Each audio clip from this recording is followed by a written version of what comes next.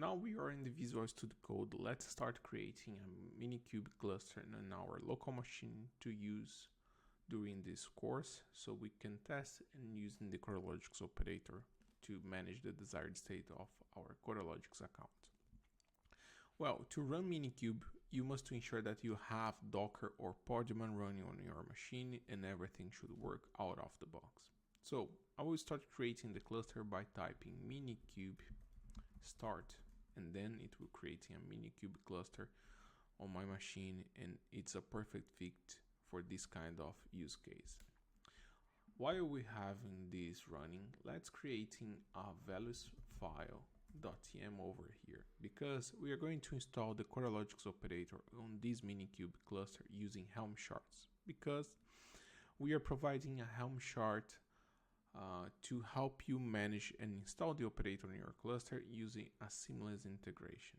So this values file must contain a few informations. The first one is region, and then the Coralogix account that I have and we created the secret right now, it's running on Europe 2 region, Europe 2. It must be the name of the region. Now I have the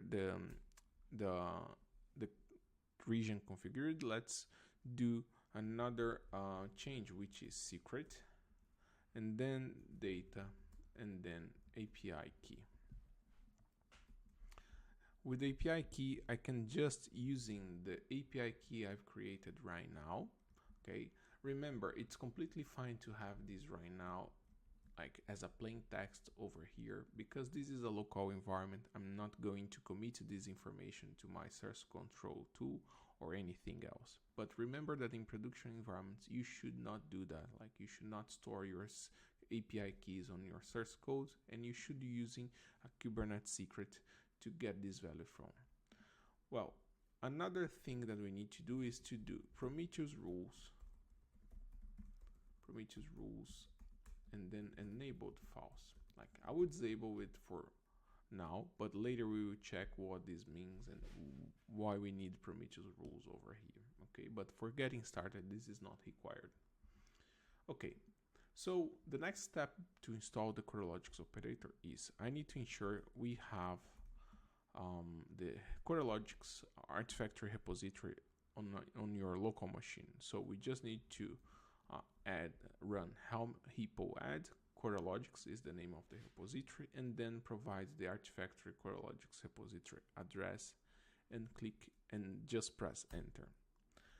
Right after that, we need to run helm hippo update to getting the latest changes from the repository, and everything should work as expected.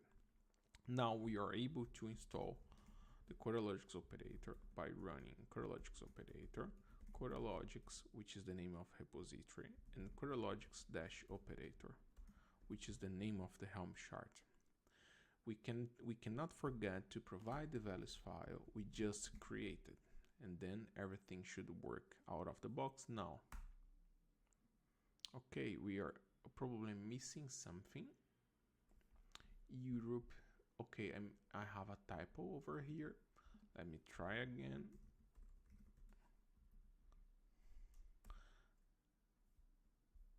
Europe 2. Let me try to copy and paste it.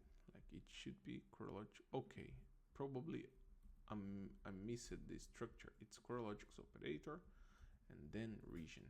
It's nice to see this kind of human errors during the course, because we can see how the integration is working. Like, it's providing meaningful errors for us, so we can have an easy troubleshooting during this installation. Okay, well, let me try again and run, and everything is working as expected. So the Coralogix operator were installed on the Minikube cluster using Helm, and then we should be able to see the Coralogix operator pods running, get pods.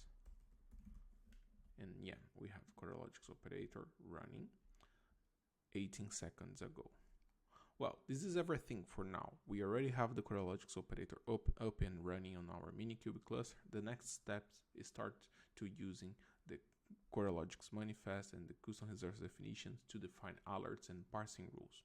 See you in the next video.